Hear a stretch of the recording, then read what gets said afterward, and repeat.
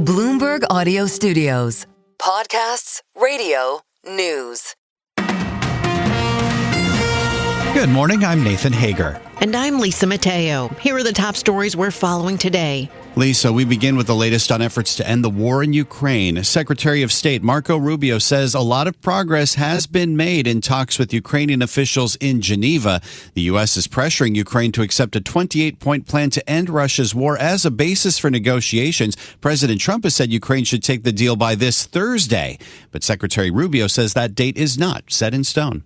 The deadline is we want to get this done as soon as possible. Obviously, we'd love it to be Thursday. We'd love to be. Ultimately, the important point today is that we have made substantial progress. We've really moved forward. So I feel very optimistic that we're going to get there in a very reasonable period of time very soon. Secretary of State Marco Rubio spoke alongside Ukraine Chief of Staff Andriy Yermak in Geneva after preparing what they're both calling an updated and refined framework document on peace.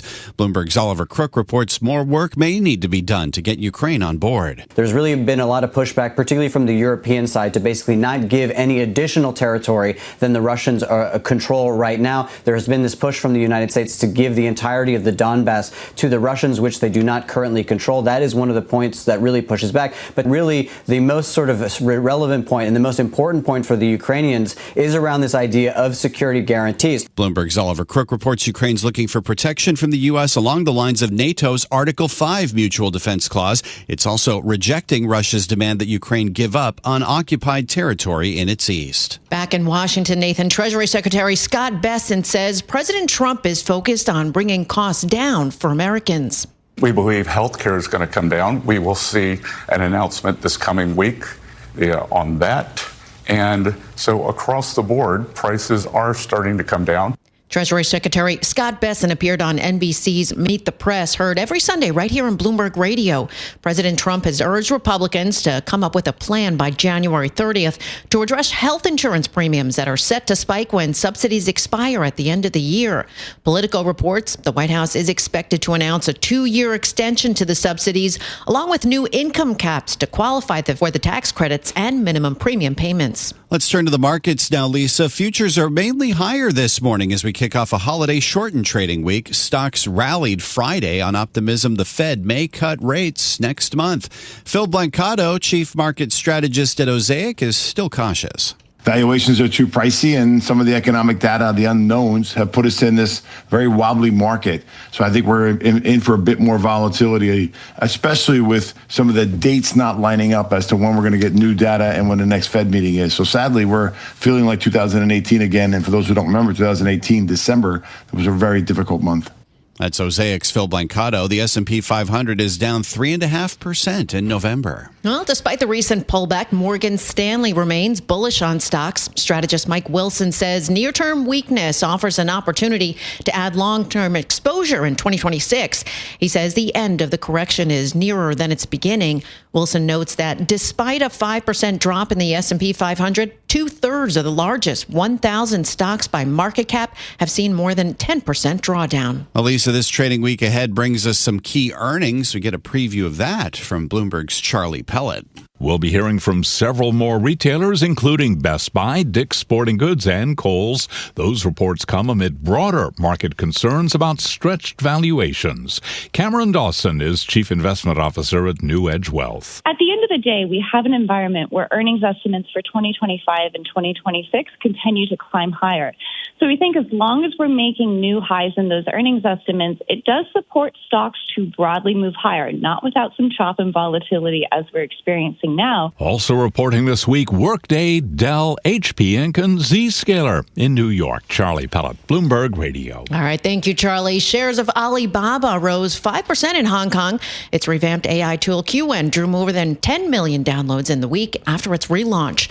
Analysts say that bodes well for a longer-term effort to build a rival to OpenAI's ChatGPT. In Europe, Lisa, shares of BHP Group are little changed this morning. The mining giant has ended its attempt to acquire fellow miner Anglo American for a second time.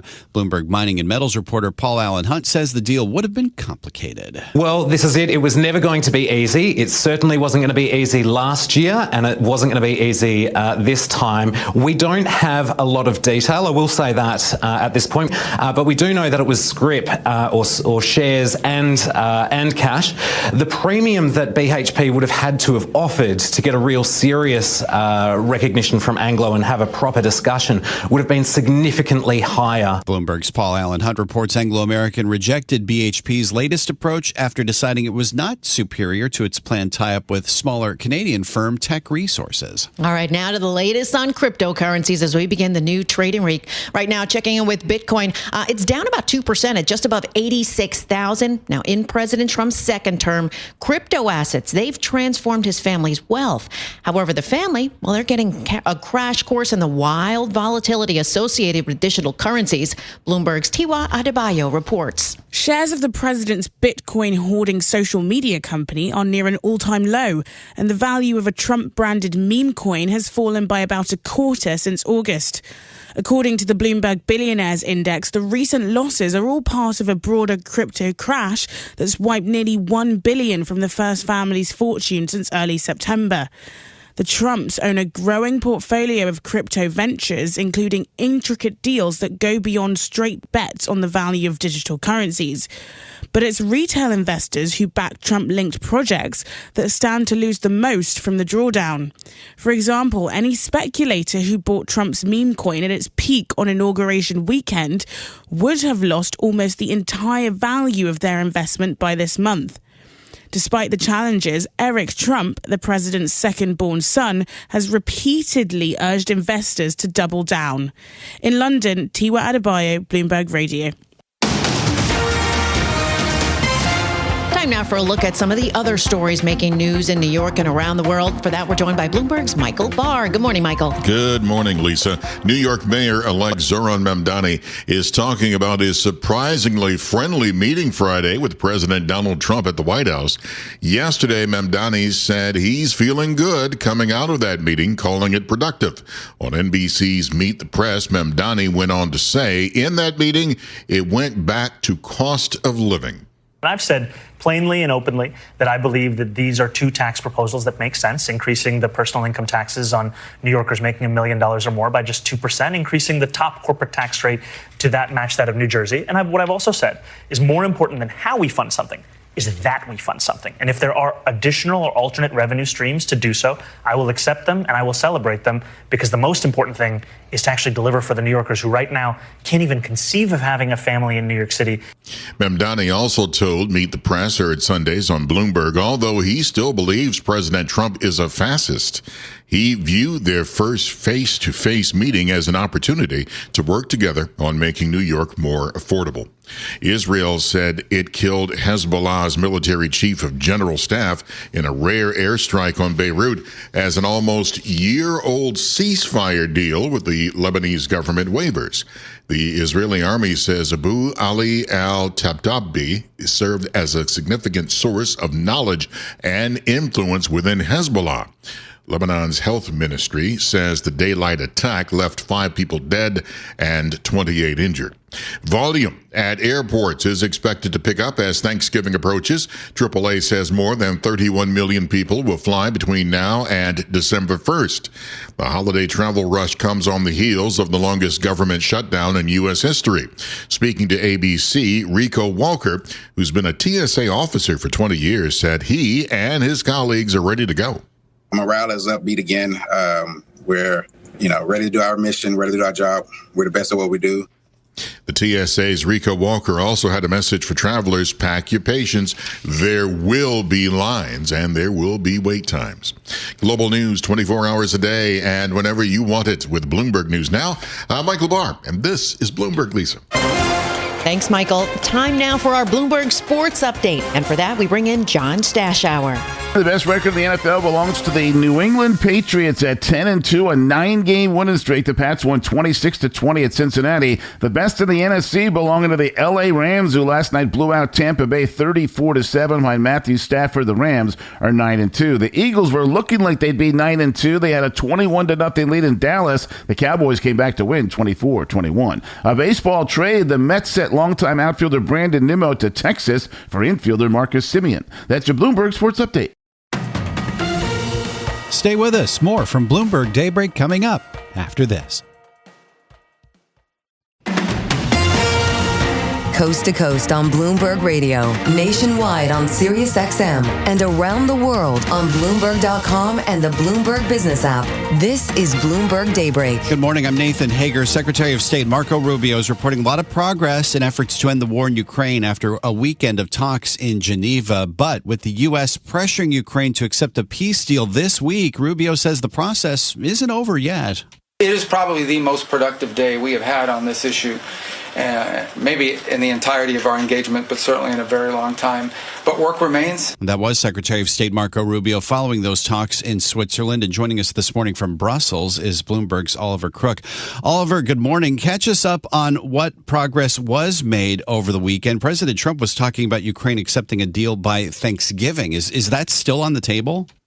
Yeah, I think the Thanksgiving deadline is a bit shifting at this point. I think that there is an acknowledgement that actually this is an extremely complicated process that is dealing with a great many different facets, including security guarantees that could be sort of NATO-like in style, Article 5. And that obviously is one of the most delicate issues you can touch anywhere in the world about whether or not you're going to engage militarily with somebody in case the rules of a certain agreement are violated. So those are still things that are very much need to be worked out. It is obviously the ambition of the Trump administration to bring extreme pressure to bear on the Ukrainians to basically get them talking more openly about things that they were basically drawing red lines on.